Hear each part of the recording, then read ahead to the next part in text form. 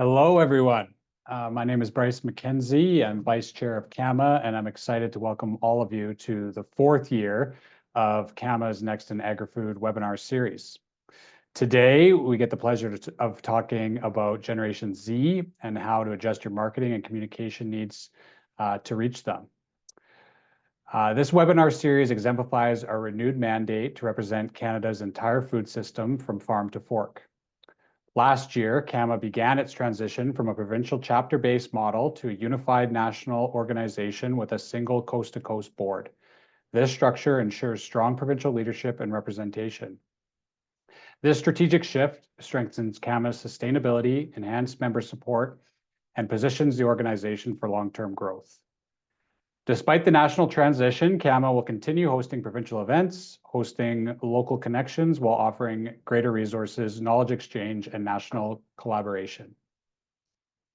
As a CAMA member, you'll gain access to these expanded benefits.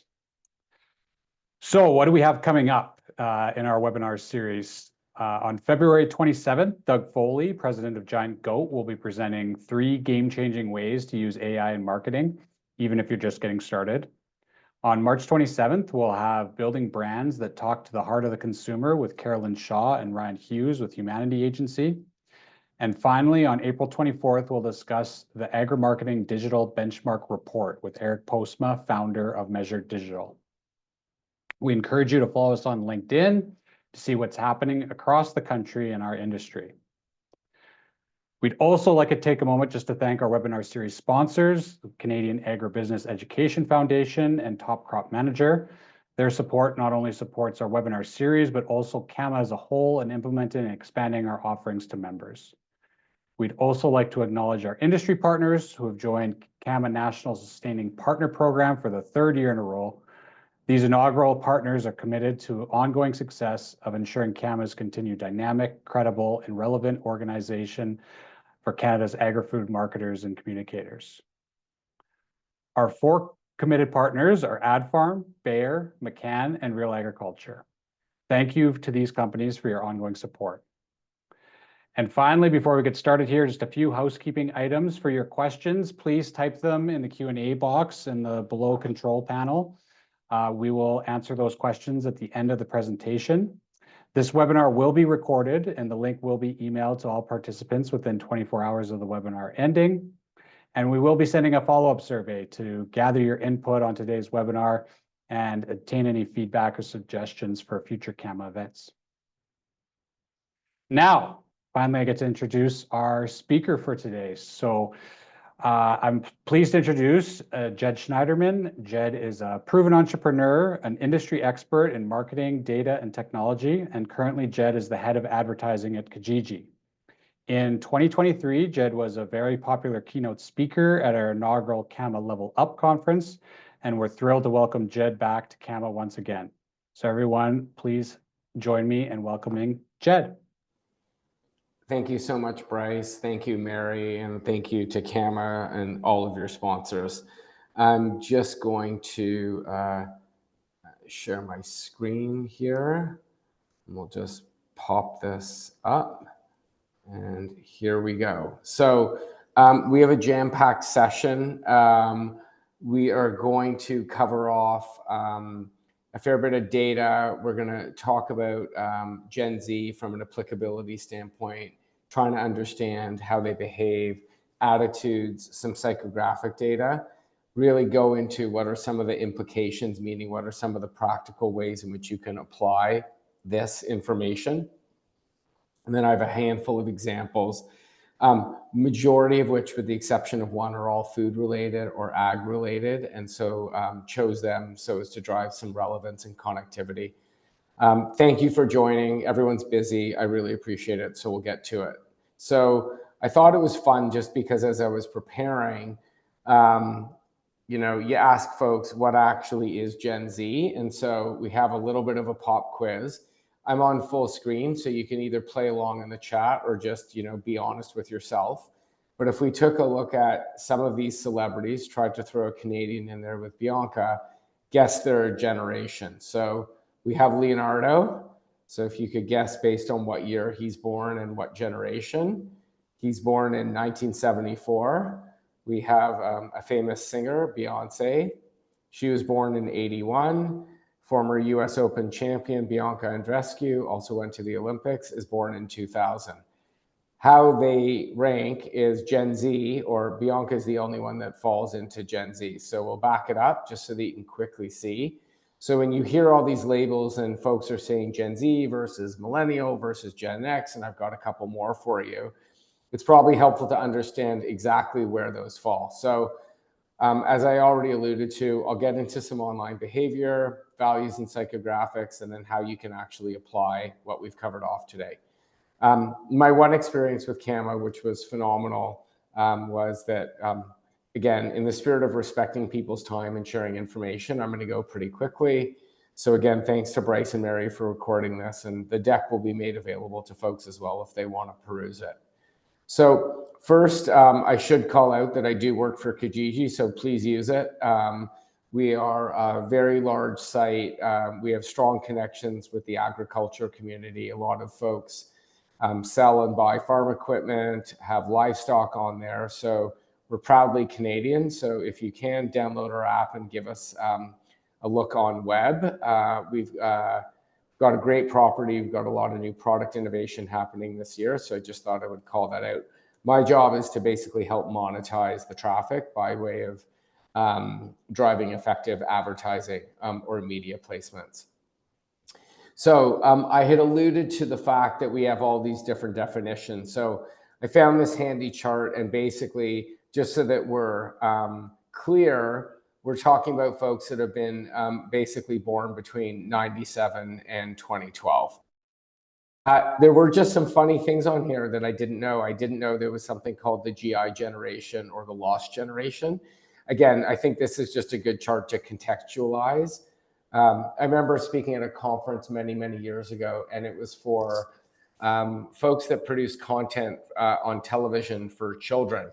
And I remember the moderator asked folks, how many people produce content for kids 0 to 2? And a whole bunch of hands went up.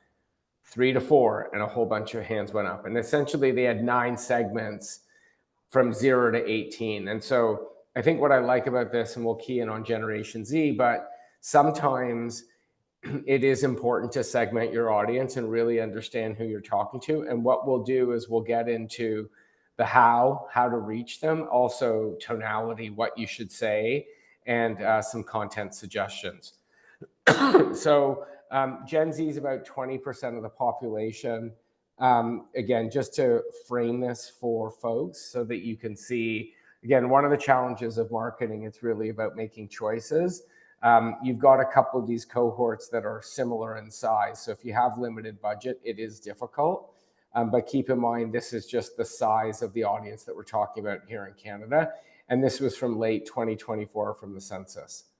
When we took it online behavior, I just wanted to contextualize the overall market in Canada, as well as where Gen Z fits within that. So I may have covered this off last year.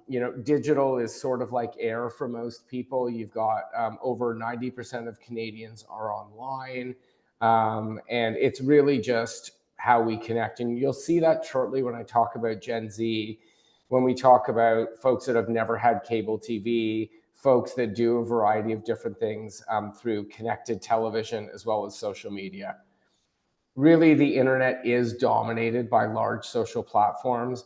I know we're in a state of flux regarding TikTok. I'm not going to be spending much time talking about it.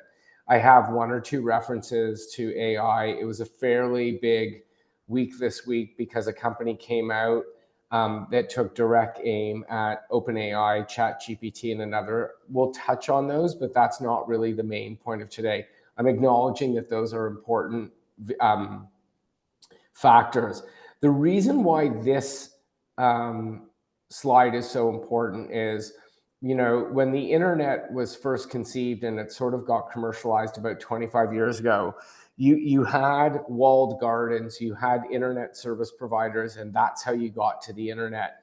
Afterwards, you had what was called the open web. So you had Google and Yahoo, and you had all these large search engine portals. What we're now starting to see is The open web is still really important. I've got a slide on how people use search, but really the point of this slide is twofold. One, the internet is very fragmented by way of social. You have to log into each one of these apps, and they are effectively separated from one another.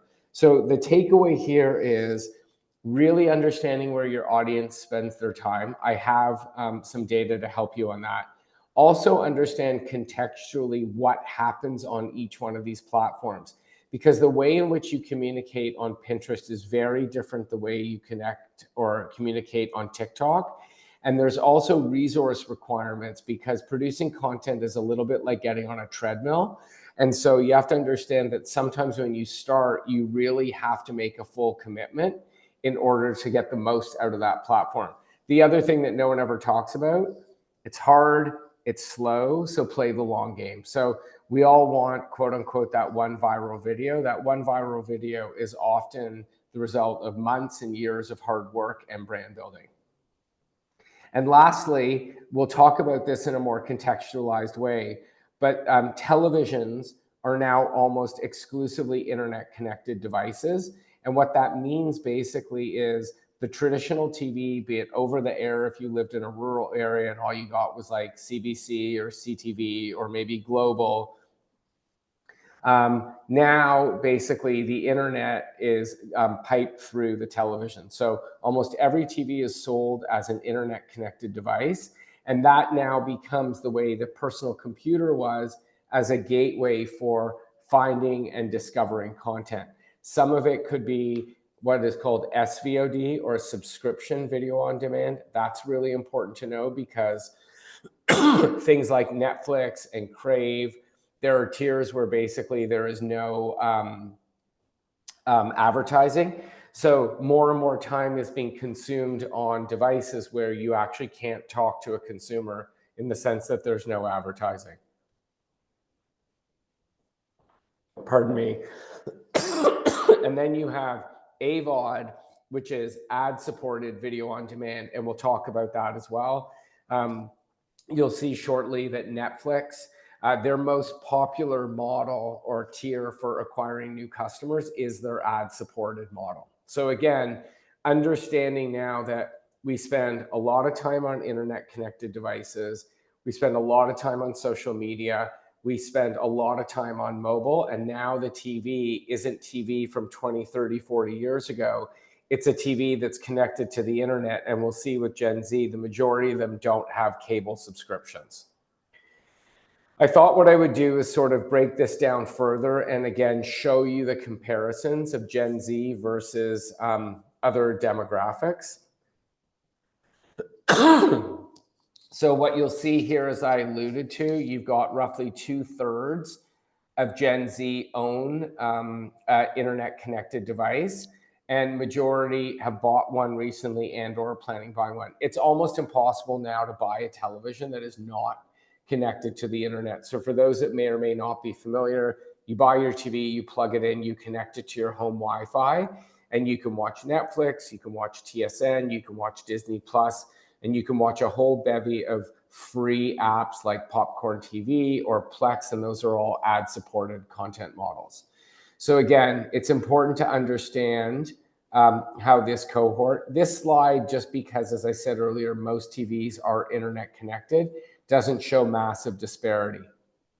What I did want to call out, and I've already alluded to this, is you are seeing more and more online video consumption. So the #1 growth area for advertising in Canada is via video. By the way, that would include YouTube. That would include ad-supported on Netflix. So Netflix just announced last week that globally they're doing $4 billion in advertising. Amazon, which is a global company, they're well over $40 billion globally. So again, just the key takeaway here is more people are on internet connected devices and they're watching more video. So we'll get into the practical implications, meaning I'm a brand, I'm a marketing department, I'm a business owner. How do I actually get in front, and where do I get, and what do I say? We'll show you examples of all that stuff.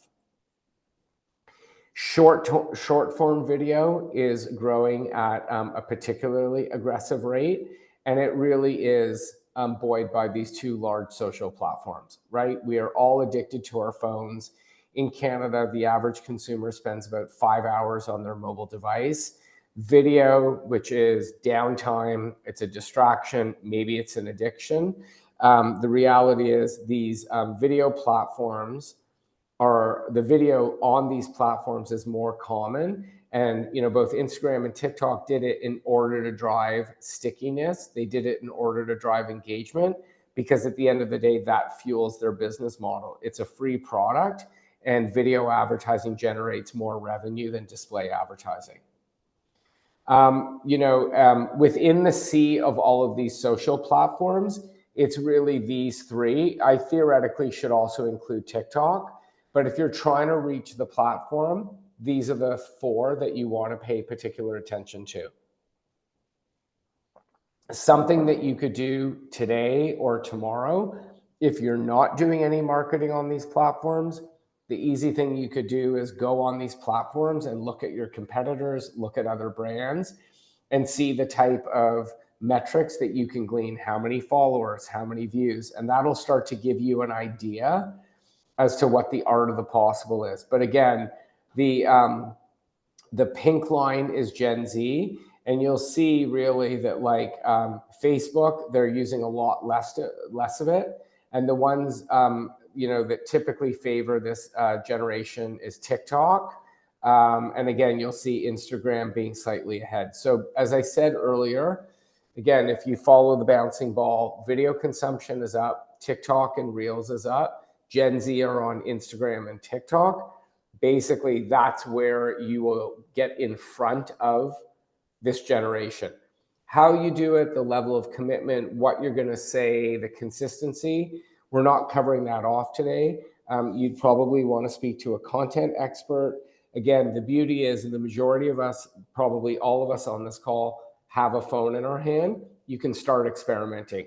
You could open up an account, you can shoot a video, you can start to see what sticks, what resonates, and ideally figure out a way of measuring it. So, very simple, put in a coupon code or ask people to dial a specific number or go to a specific website. And those are very small, cheap, easy ways that you can start to measure your ability to connect with an audience through content and on specific platforms.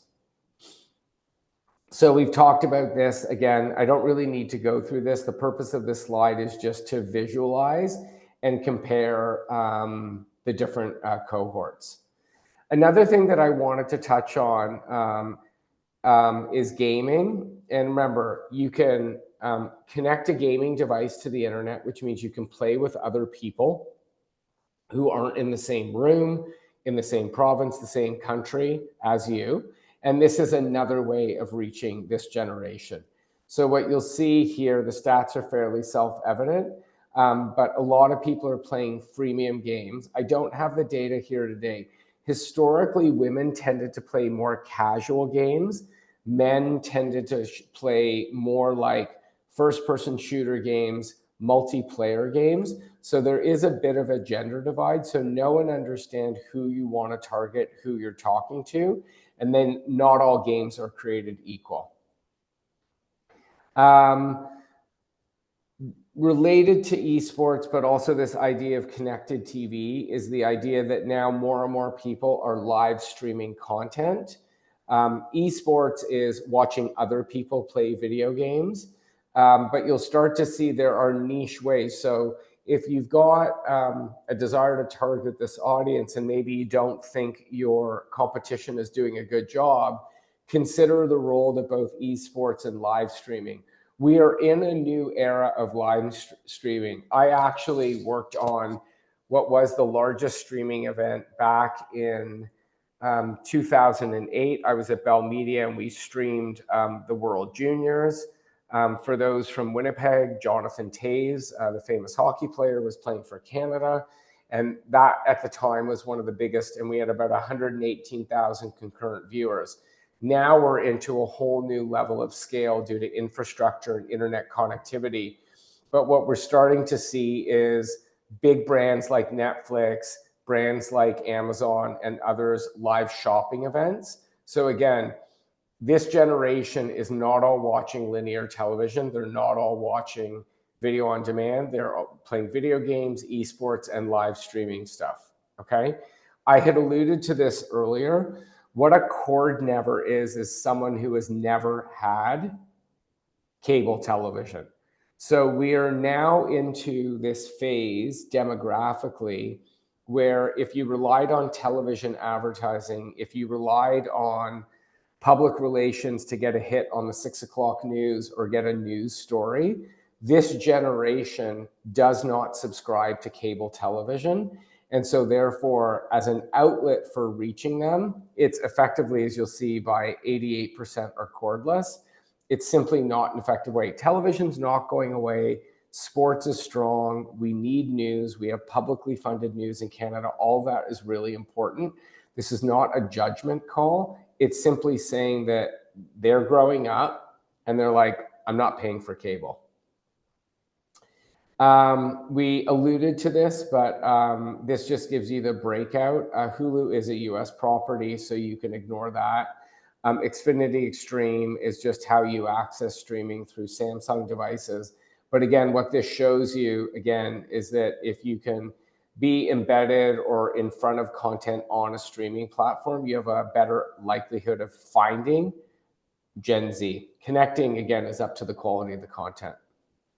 And then I already alluded to this with the new stats on Netflix. It's probably budget related, but the reality is more and more Gen Z are going for the ad-supported model. Again, I have experience in television in Canada, and I think what you're starting to hear from a lot of people is just subscription fatigue. And that is that you pay for all these services. And for those of us who are old enough, you know, although you benefit from the on-demand nature of all these services, the reality is your cable bill is probably more expensive because all the content is being spread out. You have a lot more content.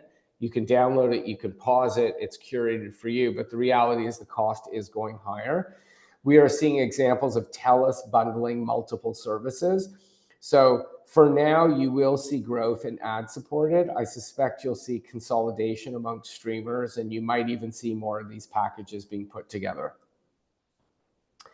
I alluded to live events. So maybe from like a quality of character, it's not the best reference, but Jake Paul and Mike Tyson were one of the reasons why the Netflix stock went up in Q4 and why they acquired many new users. And in Canada, the only place to get Hockey Night in Canada on Monday nights is on Amazon Prime. They have a lot more content from the NFL, and I would expect that Amazon will have more and more sports content. So again, what you're starting to see is that live, including the NFL on Netflix, live, be it boxing, hockey, football, or any other sport, live is still what's holding, what's helping cable companies hold subscriptions and retain subscribers. But what you're starting to see is that the digital native players, like all the streamers, they will be acquiring more and more sports content because they know that's what people will pay for. I just have a little bit of content here. I'm not going to spend a great deal of time. I think it's helpful just for folks to be aware of, but you've got basically a picture of the types of retail environments that folks use. The reason why I call this out that is practical and helpful, Amazon, Walmart, Loblaws, Canadian Tire all sell media on their website. So there's a concept called retail media or retail media networks. So again, if you're trying to target brands online, if you're trying to drive a transaction, you can do fairly sophisticated targeting the same way you could do it on Kijiji, but you can do it specifically within retailers, and they give you the ability to buy targeted advertising. So keep in mind, this is retail reach, and these are the apps that folks use. So again, just calling this out to the extent that you find it valuable. Clearly, Amazon one-day shipping is of great appeal to almost every Canadian in Canada. And you can see that, you know, Gen Z favors food delivery over Loblaws, but you can see how popular Loblaws is. So just want to summarize really quickly. and talk about the implications of the data that we just looked at, and I'll talk about it. So we'll talk about video, we'll talk about fragmentation, which I spoke to on the social media slide. We'll talk about social specifically, as well as connected television. So if you take a look at video, understand that 95% of Canadians, 95% of Gen Z use YouTube. YouTube is on mobile, it's on connected TV, and it's on your desktop. To think about YouTube, it's really about video content and storytelling. So, you've got loads of people that, just shoot content with a phone, first person, they look right into the camera. That's something that you can do. That's something that you can experiment with. And as we'll see later on in the presentation, when it talks about attitudes and psychographics, it's a wonderful medium to do longer form storytelling. Smart televisions, which we've already spoken about, there are programmatic advertising options. Programmatic is basically a fancy word for ads ending up in front of a consumer without a human selling it. So there are digital platforms. The same way you might run a search or a social campaign, you can also buy programmatic advertising. So when you start to piece all the data points together, you've got Gen Z on smart televisions. They're watching certain types of programming. You can get your ads in front of those programs knowing that you're talking to Gen Z. Live events is tough in Canada because a lot of the live events aren't held here. What I would encourage you to think about is if there's a live event going on of any kind, and if it's something in Canada, it could be a football game, could be a cultural event.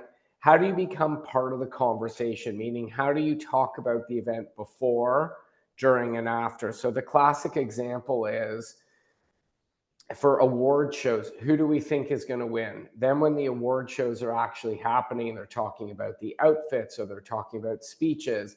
And then afterwards, it's a full debrief. So there might be culturally and demographically relevant events that are going on in your community, in your province, in the country. You can still be a part of them, even though your ad might not appear on the Super Bowl, your product might not get placement in the show, but if you can find an angle, you can still be a part of that conversation. The next thing we'll do is we will talk about fragmentation. Pardon me. What I spoke about earlier was the number of social networks, but really the call out here is there's more of them, right? TikTok is quite young. You've got other social platforms that are on the decline, like X. We've seen Facebook not be nearly as popular. Instagram launched a competitor to Twitter, or what is now called X. You've got various new apps on various ranges of the political spectrum coming out of the United States. So it's really understanding which social network matters. And as I alluded to earlier, because these networks are divorced from one another, you have to figure out about, can you produce a piece of content that can be shared across multiple platforms? Can you shoot one piece of content, edit it, and then use it? But really understand that the communities are different by platform. So what I mean by that is different communities have different cultural reference points. Some communities are closed. Some communities don't like it when brands barge in. So you have to be aware of that nuance. The same way in a physical world, if you walk into a friend's birthday party or a work event or a trade show or even a community event, your behavior might vary and what you say might vary. Just wanted to provide like a little bit of a sort of comparison for those that have been using social media for a long time, really understanding the shift. So when we first saw social media,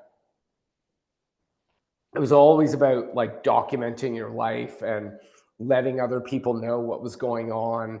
In a lot of cases, it was sharing memories. It was very photo driven early on, and oftentimes it was about family. Now social covers the gamut. So you can find educational content. Be mindful that on certain platforms, the quality of that content from a fact-checking standpoint might vary. Facebook has just announced that they're taking away a lot of their content moderation and not checking facts, and that's important to be mindful of. But now social is very educational. There is data, I don't have it top of mind, but I believe like something like 25% of Gen Z get their news on social media. So that's important as well. So if you are trying to market a product, you need to think about some of the category information that someone might have in order to make a decision. That's news, that's content. You might have to figure out how to produce it and distribute it on social, because that's where your audience is. And clearly social is driving a lot of revenue. So content is shoppable, social media is commercially driven with like coupon codes and affiliate links and all that stuff. So you probably experienced it yourself, but there's now this idea that social is not just, when we compare the two, about personal information and personal stuff. You can use social as a means of actually generating a lot of revenue and generating a lot of profits for your business. Next, what we'll do is we'll just get a little bit into some values of this demographic and some psychographic. I'm not going to go through this. This is something that I'd like you to just read afterwards. The next slide is a little bit more telling in terms of the role that social media plays from a messaging standpoint versus just the brands. We've spoken a little bit about gaming. We've spoken a little bit about entertainment. A point that I do want to land is that sustainability and being environmentally friendly is a really important value to the Gen Z audience. And we'll talk about that shortly. So as I alluded to, social responsibility is really important. Being part of the community, giving to the community, supporting the community is important.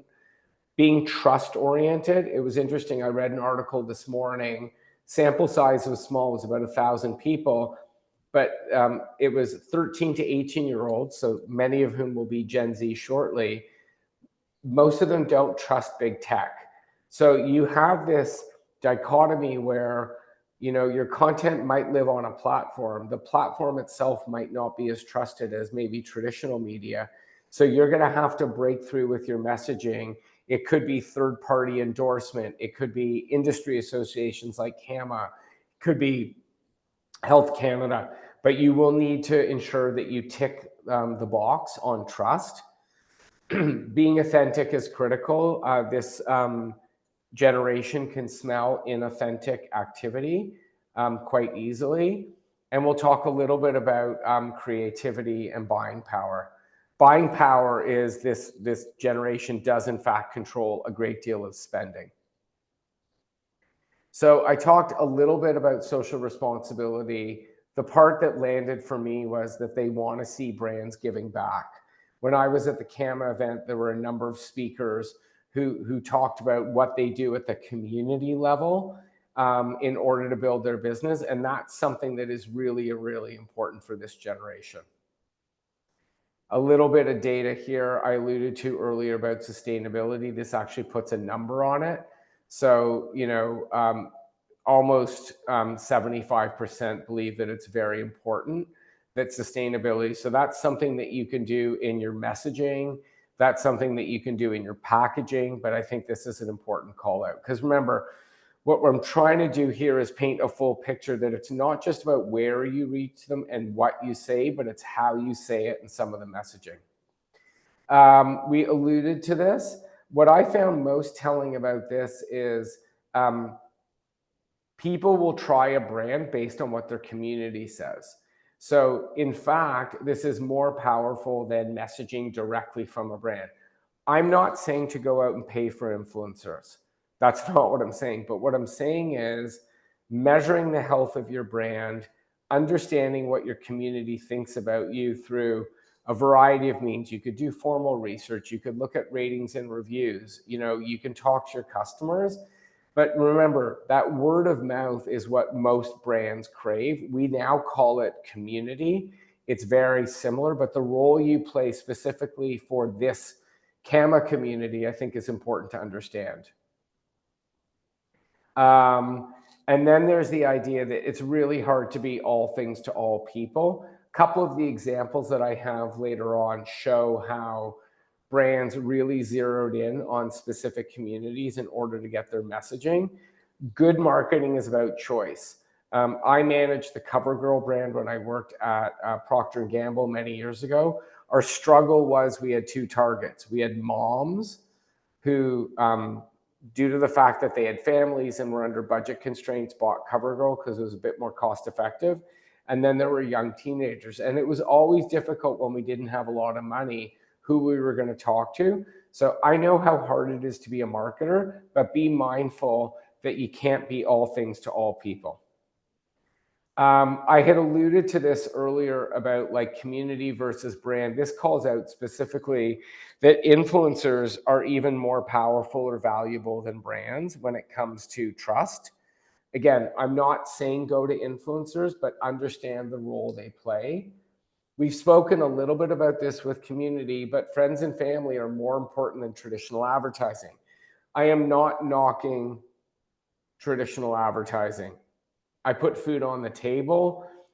We've talked about some of the sponsors of today's event, including Ad Farm. Traditional media is valuable, but keep in mind that for this particular audience, they may not be reading traditional advertising or consuming it the way folks did historically, okay? And then last, I said I was going to mention AI once. Search is still critical. You need to manage your organic listings. You need to manage your paid marketing. So Google and or any equivalent search engine, be it Bing or something else, is something that still plays a role in the consumer journey. If you don't understand how consumers behave, ask them. For anyone that has a digital property, I said this when I was at the event last year, look at all your digital traffic across desktop, web, and mobile, see where people are coming from, and learn as much from statistics that don't cost you much to gather. And then lastly, and this is a big threat for Google and any other search engine, but you do see that the majority are already using artificial intelligence. That will become a new form of search.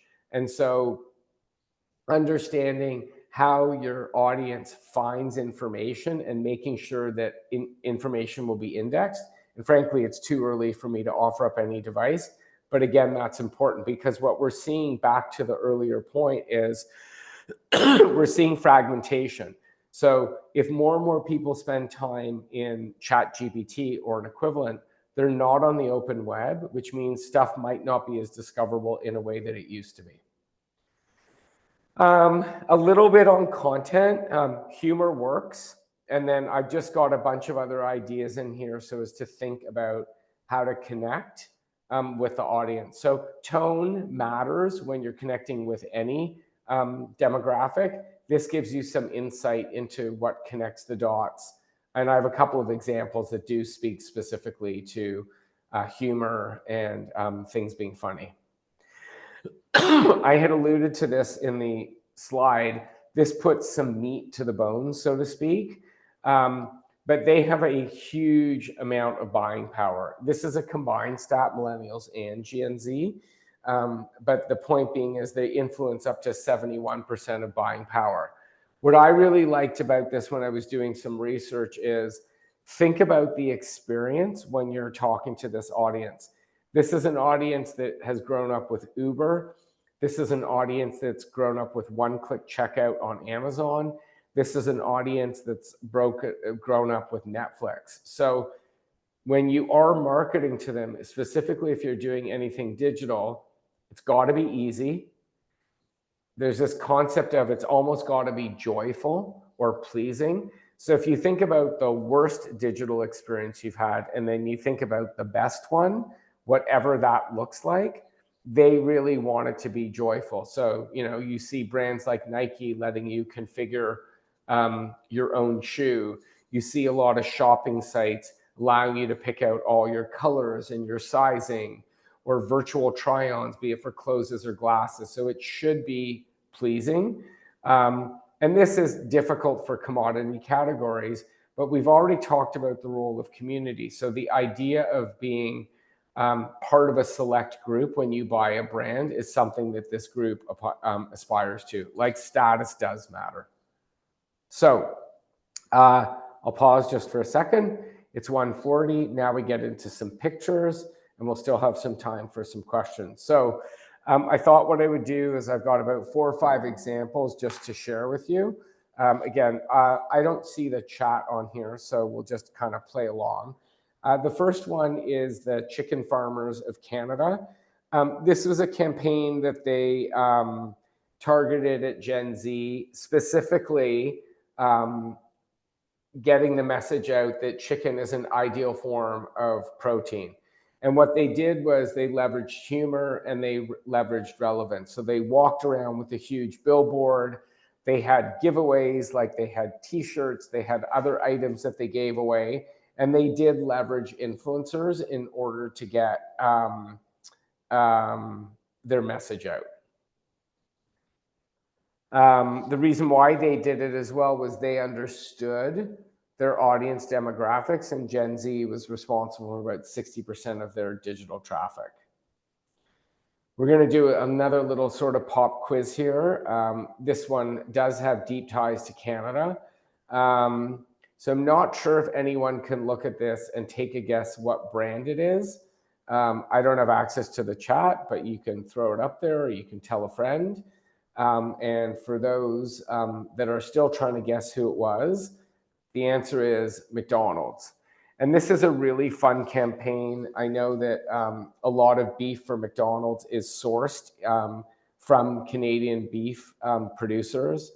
What they did was they were trying to talk all about the Big Mac and how they decided to connect with Gen Z in order to drive sort of the iconic status of the Big Mac was they chose visual art.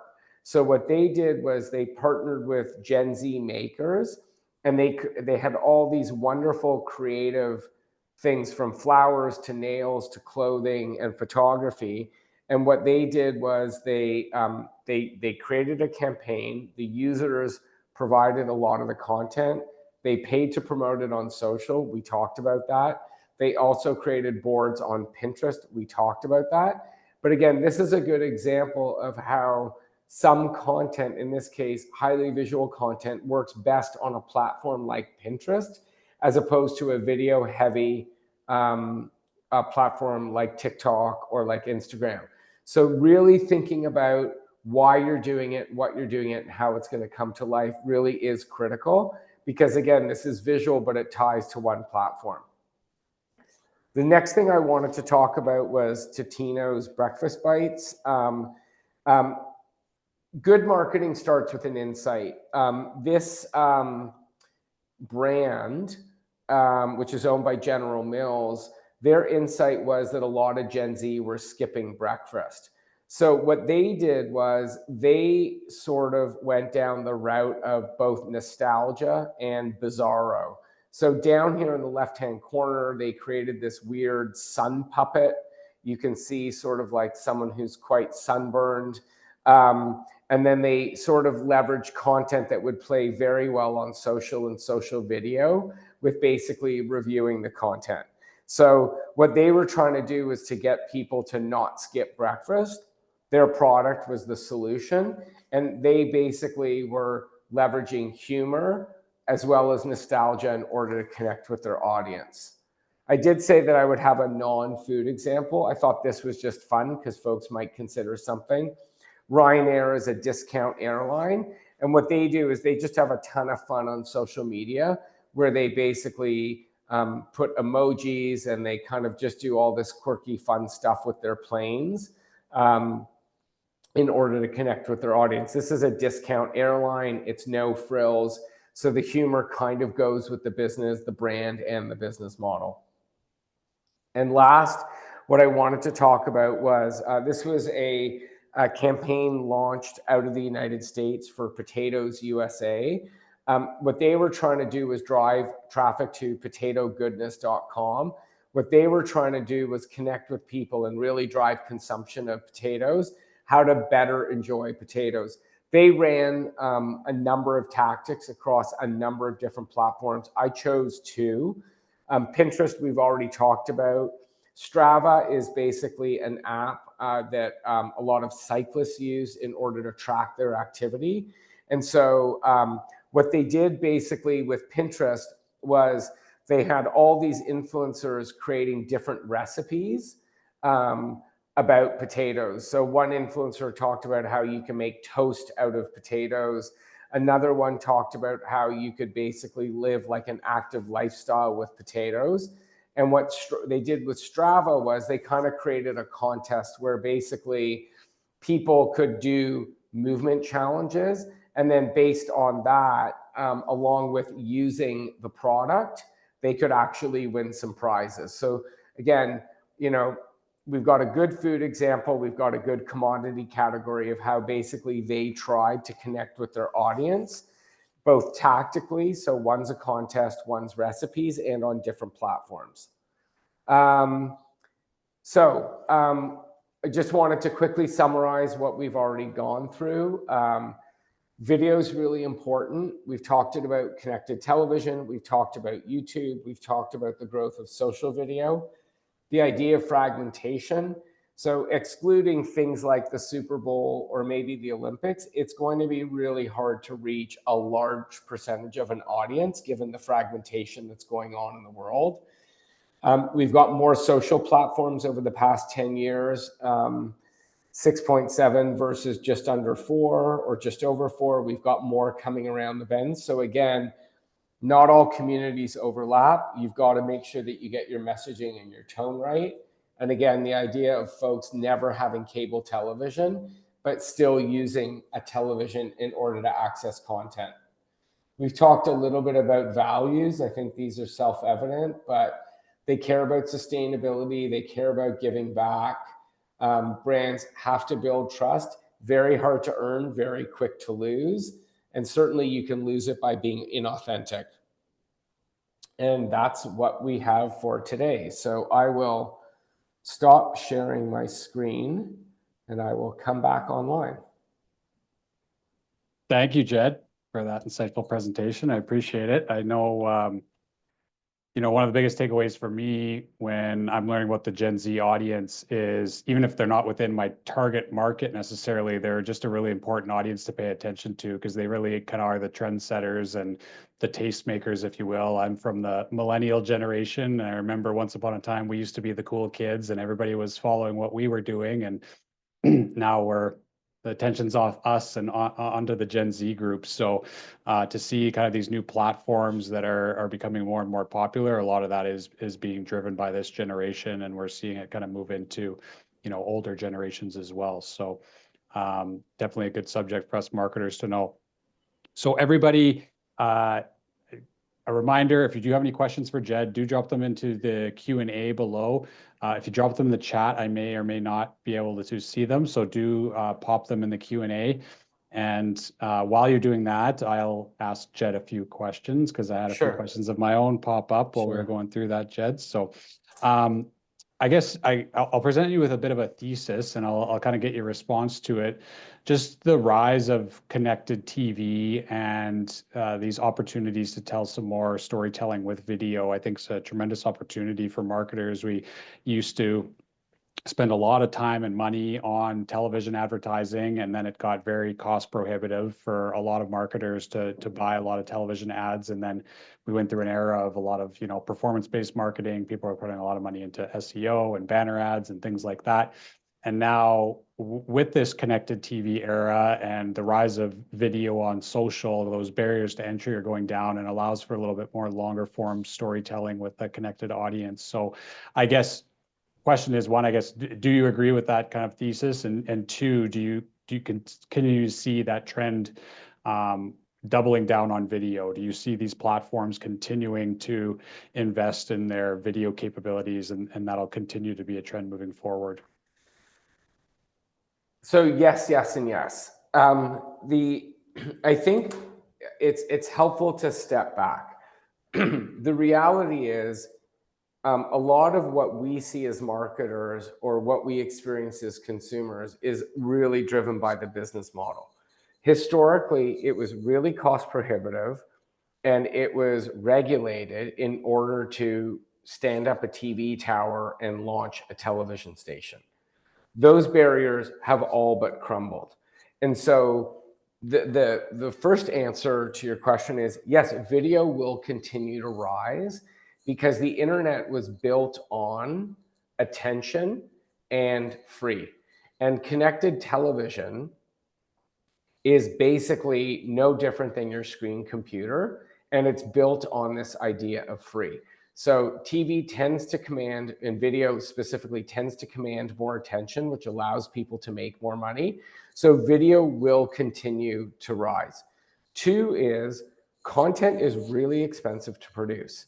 And what we're seeing with the cord nevers and with the AVOD or the ad-supported video streaming, video on demand, is that if long-form content is expensive to produce, it will be expensive to subscribe, and there is an endless sea and supply of, call it amateur or even professional video content that people are putting out for a variety of reasons.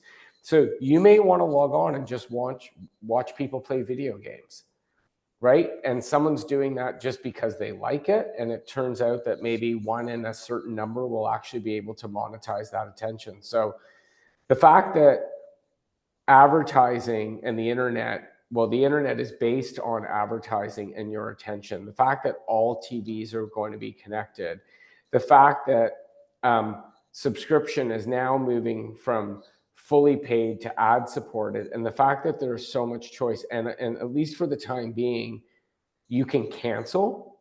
You can watch Netflix for a month, move to Paramount Plus, move to Crave, move to CBC Gem. The reality is that, in my opinion, will only continue. I just think that we'll no longer talk about advertising as being television advertising. And so the good example, you've got McCann as one of your sponsor groups. A lot of agencies now just call them video buying groups. They don't distinguish where the video lives, and they don't distinguish between the lengths. So I grew up professionally producing 30-second spots.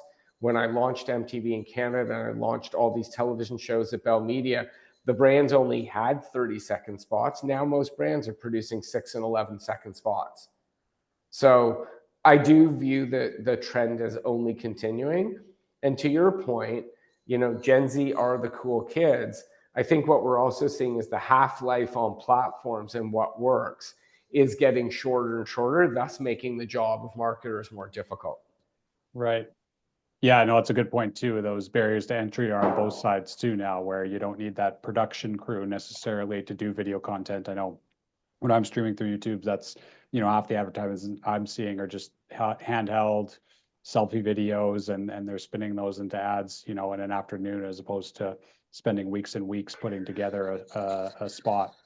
In 2008, I was part of a team that produced an online television commercial for one of the leading Canadian banks. And we did it for $3,000, and no one would know how much we spent on the production value. Yeah. And that was, in 2008, that was 17 years ago. So there are purists, there are those who want to see commercials shot on film and looking beautiful. And for some categories and for some luxury brands, it really matters.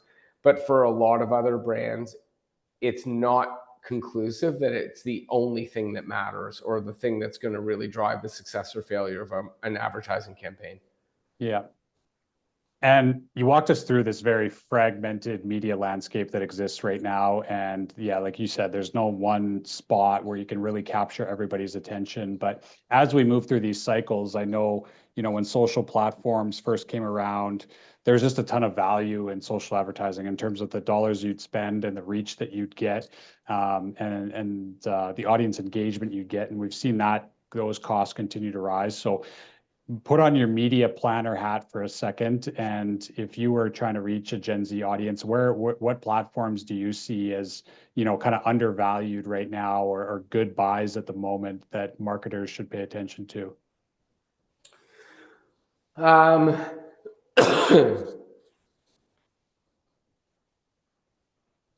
I think that's a really good question. I think what I'll try to do is I'll answer it two different ways. The best thing you can do as a brand is get someone's contact information. So then I will answer your question. Then your question really goes away. So if I have Bryce's email address and phone number, if I even happen to have your mailing address, I am no longer reliant on any one of these platforms.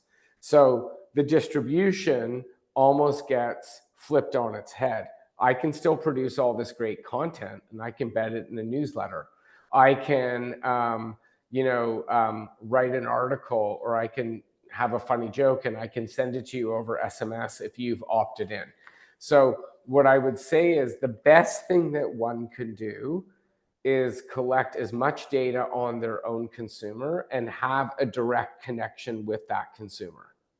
So that's answer number one. Answer number two, your question was like, do I see sort of opportunities? Are there things that are perhaps more affordable? I think that's going to vary by category, right? Some of that is conjecture, meaning like you might want to talk to someone who's on the rise, but that's as difficult as predicting, a young athlete going pro or a young musician becoming really popular. What I like to do is I like to take a data-driven approach, and that is look at how much money you're going to make as opposed to how much it's going to cost.